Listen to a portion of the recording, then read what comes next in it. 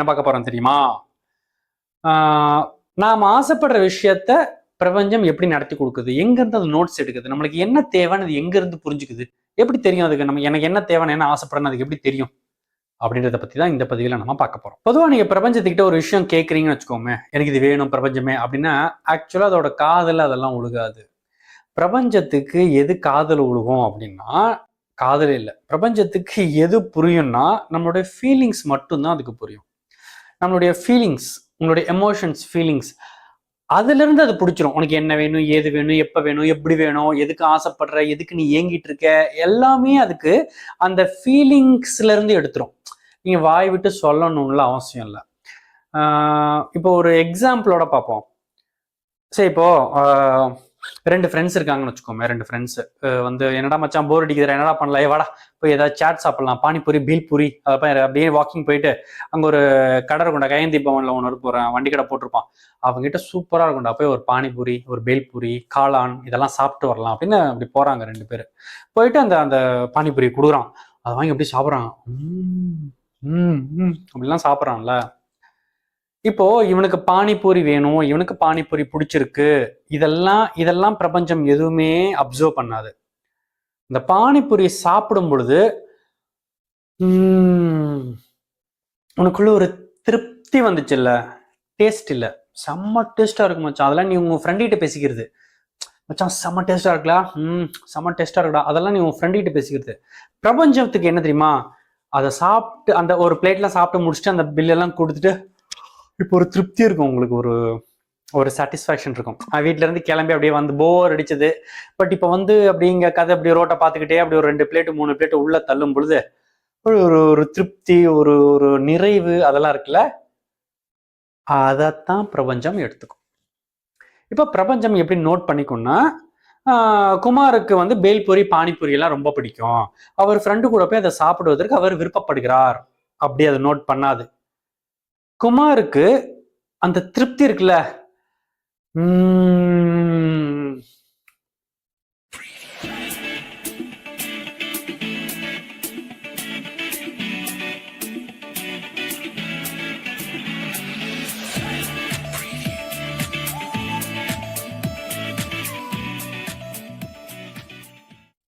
அந்த திருப்தி, நிறைவு இல்ல, அந்த பிடிச்சதை செய்யும்போது அந்த ஒரு நிறைவு, திருப்தி.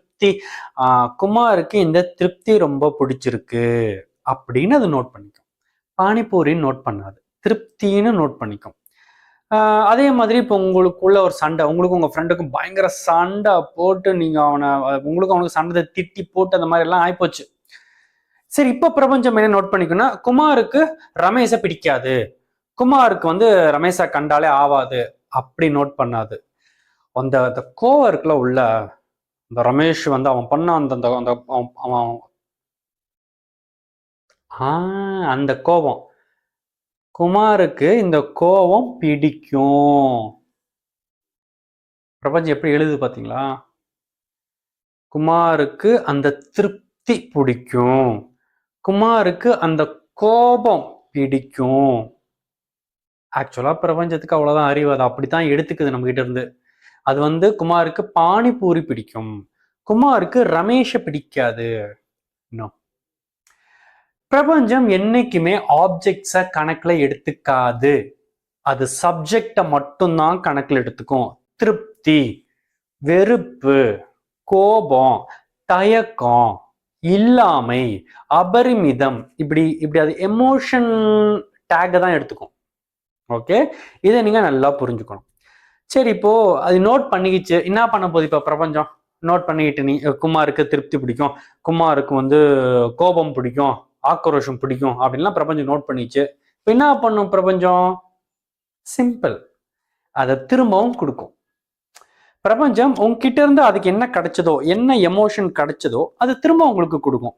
அது பிரபஞ்சம் சரியான நேரம் அமையும் பொழுது இதே போல திருப்திகரமான ஒரு சம்பவம் உங்களுக்கு நடக்கும். மேபி நீங்க இன்னொரு தடவை பானிபூரி சாப்பிட போகலாம், இல்ல வேற ஏதோ ஒரு விஷயமா ஒரு மூவிக்கு போயிருக்கலாம், இல்ல ஃப்ரெண்ட்ஸ் கூட சேர்ந்து வேற எங்கேயோ டூரு, வாட் எவர், ஏதாவது ஒரு செயல் உங்கள் வாழ்க்கையில் நடக்குமாறு பார்த்து கொள்ளும். அந்த செயல் நடக்கும்போது அப்படி இருக்கும், உங்க மனசு நிறைஞ்சிருக்கும், திருப்தியா இருப்பீங்க. கொடுத்துருச்சா? அதுக்கு பானிபூரி தான் உங்களுக்கு கொடுக்கணும் அவசியம் இல்லை. அதுக்கு என்ன அவைலபிலிட்டி அப்ப இருக்கோ. சரி, இப்ப நீ உங்க வீட்டுல இருக்க, உங்க வீட்டுக்கு பக்கத்துல 2 கடை தள்ளி பானிபூரி இருக்கு. நீ எங்கேயோ ஒரு கிராமத்துல ஏதோ ஒரு வேலை விஷயமா எங்கேயோ கிராமத்துல எங்கேயோ போயிட்ட.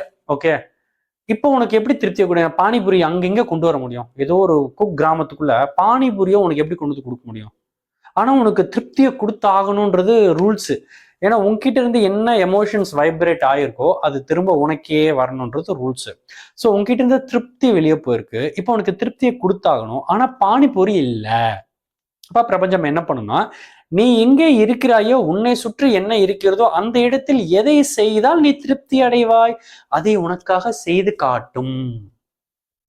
அதே போலத்தான் ரமேஷ் கூட நீ சண்டை போட்டியா, அந்த ஆக்ரோஷம் இப்போ உனக்கு திரும்ப ஆக்ரோஷம் வரும். இதுக்காக இந்த வாட்டி நீங்க மறுபடியும் ரமேஷை தேடி பிடிச்சி சண்டை போடணும் அவசியம் இல்லை.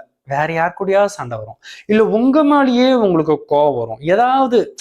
ஏதாவது ஒரு சம்பவம் நடக்கும். சோ தட் நீங்க கோவப்படுவீங்க, ஆக்ரோஷப்படுவீங்க.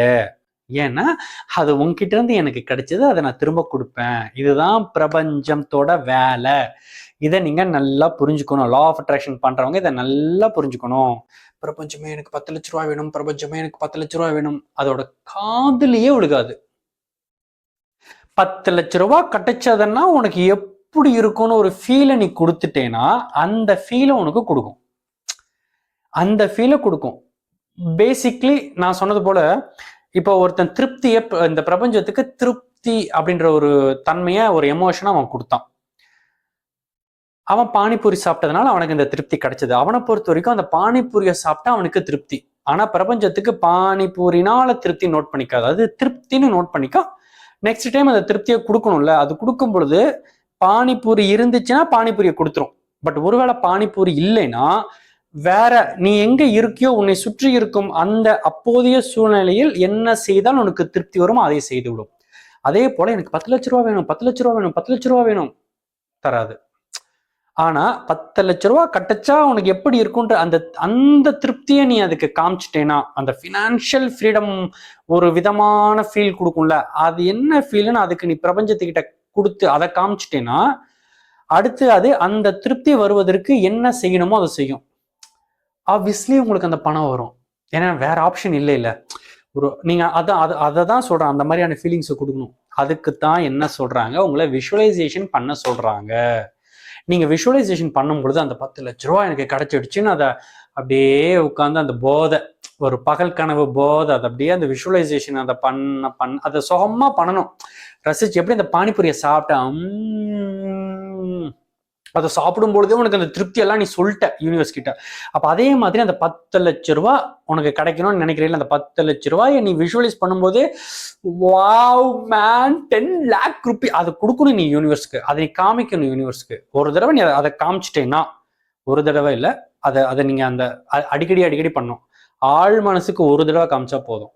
அந்த ஆழ் மனசுக்கு நீங்க ஒரு தடவை காமிக்கிறதுக்கு நீங்க பல தடவை கான்சியஸா நீங்க ப்ராக்டிஸ் பண்ணணும். விஷுவலைசேஷனை திரும்ப நீங்க அடிக்கடி ஏன் விஷுவலைசேஷன் பண்ணணும்னா, நீங்க பல தடவை பண்ணினாதான் அதோட எசன்ஸ் ஆழ் மனசுக்குள்ள இறங்கும். அந்த ஆழ் மனசுக்கு தெரியும் 10 லட்ச ரூபா வந்து அந்த ஃபினான்ஷியல் ஃப்ரீடம் எப்படி இருக்கும் தெரியுமா, அப்படியே அந்த ஆழ் மனசுல பதிஞ்சிரும். யூனிவர்ஸ் அதை தான் நோட் பண்ணிக்கும். ஸோ அது உங்களுக்கு அதை திரும்ப கொடுக்கும். அந்த திருப்தியை, அந்த ஃபினான்ஷியல் ஃப்ரீடத்தை உங்களுக்கு திரும்ப அது கொடுக்கும். அது 10 lakhs கொடுக்கலாம், 20 lakhs கூட கொடுக்கலாம், 1 crore கொடுக்கலாம், இல்லை மேபி 5 lakhs கொடுக்கலாம். ஆனா உங்களுக்கு திருப்தி வந்துடும்.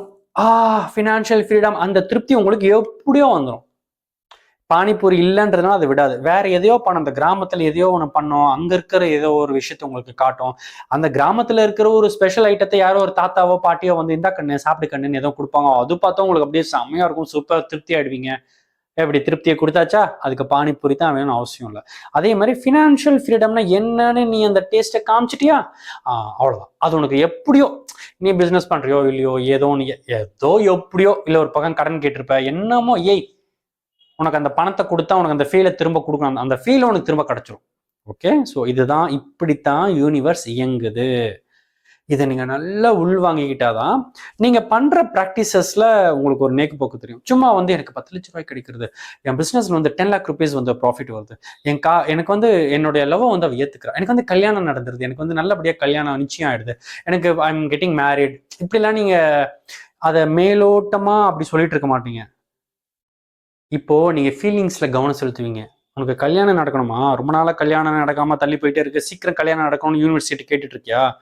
கல்யாணம் நடந்துருச்சுன்னா எப்படி இருக்குன்ற ஃபீலை நீ காமிய. என்னன்னா பானிபூரி சாப்பிடும்போது அந்த ஃபீல் இயற்கையா வந்துருது. இங்க என்ன டாஸ்க், உங்களுக்கு இருக்கிற டாஸ்க் என்னன்னா, இன்னொன்னு கல்யாணம் நடக்கல, ஆனா அந்த கல்யாணம் நடந்த அந்த வாழ்க்கை எப்படி இருக்குன்னு நீ காமிக்கணும். அதுதான் உன் டாஸ்க். அங்கதான் இருக்கு உங்களோட வெற்றி. பானிபூரி சாப்பிட்டா எப்படி இருக்கும் அப்படின்னு நம்ம பிரபஞ்சத்துக்கு காமிக்கணும்னா, டக்குனு கடையில் போயிட்டு ஒரு பானிபூரியை சாப்பிட்டு காமிச்சிடலாம். அதை சாப்பிடும்போது திருப்தியா இருக்கு அப்படின்னு நீ காமிச்சிடலாம். கல்யாணம் நடக்கணும்ன்றது எப்படி காமிக்க முடியும்? ஆனா அங்கதான் இருக்கு உங்க task. You have to bring it out. Imagine. அதுக்குதான் கடவுள் இமேஜினேஷன் ஒன்று கொடுத்துக்கிறான். ஸோ நீங்க இமேஜின் பண்ணணும். எப்படியாவது அந்த இமேஜின் அந்த feel, how it is to be a married man, திருமணமானவன் அப்படின்ற அந்த ஃபீல் எப்படி இருக்கு, எப்படி இருக்குது அந்த கல்யாணம் ஆயிடுச்சு எனக்குன்னா அது அப்படின்னு நீங்க சிந்திச்சு அதை பத்தி சிந்திக்க உள்ளுக்குள்ள அந்த ஃபீல் உருவாகும். ஸோ அந்த ஃபீலிங் உருவாக அது நல்ல சப்கான்ஷியஸ்ல இறங்கிடும். ஸோ அதைத்தான் நீங்க ஃபோக்கஸ் பண்ணணும். ஸோ இப்போ உங்களுக்கு புரியுதா லா ஆஃப் அட்ராக்ஷன் எப்படி பண்ணணும்? வார்த்தைகளுக்கு முக்கியத்துவம் தராதிங்க, அந்த இமேஜஸ்க்கு முக்கியத்துவம் இல்லை, ஃபீலிங்ஸ்க்கு தான் முக்கியத்துவம். ஏன்னா பிரபஞ்சத்தின் பாஷை உணர்வுகள். உங்க உணர்வை நீங்க எந்த அளவுக்கு பிரதிபலிக்கிறீங்க, உங்க உணர்வுகளை எந்த அளவுக்கு கேட்ச் பண்றீங்க, அதை டீல் பண்றீங்க, அதை எமிட் பண்றீங்க, அங்க இருக்கு உங்களோட வெற்றி. நீங்க ஆசைப்படுறது எதுவா வேணா இருக்கலாம், பட் அந்த ஆசைப்படும் விஷயம் அடைந்து விட்டால் அது எந்த மாதிரியான ஃபீல் உனக்கு கொடுக்குதுன்னு நீ எனக்கு காட்டு. கடைக்கு போறோம்னு வாங்குறோம், ஒரு ஐட்டம் வேணும், ஒரு புடவை வேணும்னா எந்த மாதிரிங்க வேணும்னா நம்ம சொல்லணும்ல. எனக்கு பாருங்க இப்படி இருக்கணும், இப்படி இருக்கணுங்க, நீங்க பாருங்க இப்போ ஒரு ஏதாவது செய்றீங்க, இந்த மாதிரி செஞ்சிருங்க, இப்படி தச்சிருங்க, அந்த ட்ரெஸ்ஸை வந்து இப்படி கீழே பார்டர் இப்படி வச்சிருங்க, கையை அப்படி வச்சு சொல்ற இல்ல. நீ உனக்கு எப்படி வேணும்னு சொல்ற இல்ல, நீ எப்படிலாம் சொல்றியோ அப்படியெல்லாம் அந்த டெய்லர் தச்சு கொடுக்கணும்னு ஆசைப்படுற இல்ல. அதேதான் பிரபஞ்சம். ஆனா என்ன, பிரபஞ்சத்துக்கு காது கிடையாது, படிக்க தெரியாது, எழுத படிக்க தெரியாது, வாய் பேச தெரியாது, அதுக்கு ஒண்ணுமே தெரியாது. அது ஜஸ்ட் உன்னுடைய எமோஷன்ஸ் கூட அது கனெக்ட் ஆகிக்கும். நீ ஃபீல் பண்ணு, உங்ககிட்ட இருந்து நான் எடுத்துக்கிறேன். நீ ஃபீல் பண்ணு, உனக்கு எந்த மாதிரி ட்ரெஸ் வேணும், எப்படி கட் பண்ணணும், எந்த மாதிரி டிசைன் வேணும், இந்த காலர் எப்படி வைக்கணும், அதை எப்படி வைக்கணும், இது எப்படி வைக்கணும், நீ ஃபீல் பண்ணு, நான் அப்படியே கிரகிச்சுக்குவேன், உனக்கு அப்படி சூப்பரா தச்சு தருவேன். ஓகே. ஸோ அப்போ நீங்க இனிமேல் எப்படி பண்ணணும், ஃபீலிங்ஸ்ல கவனம் செலுத்தணும். எல்லாத்துக்கும் மேல emotions is a language of the universe. பிரபஞ்சத்தின் மொழி உணர்வுகள் என்பதை புரிந்து கொண்டு அதற்கு தக்கபடி உங்கள் வாழ்க்கையை மாற்றி அமைத்து வெற்றியடைய வேண்டும் என்ற வாழ்த்துக்களோடு மீண்டும் அடுத்த பதிவில் வந்து சந்திக்கிறேன். அதுவரை வணக்கம். குறைவடைய நான் உங்கள் சக்தி சரவணன்.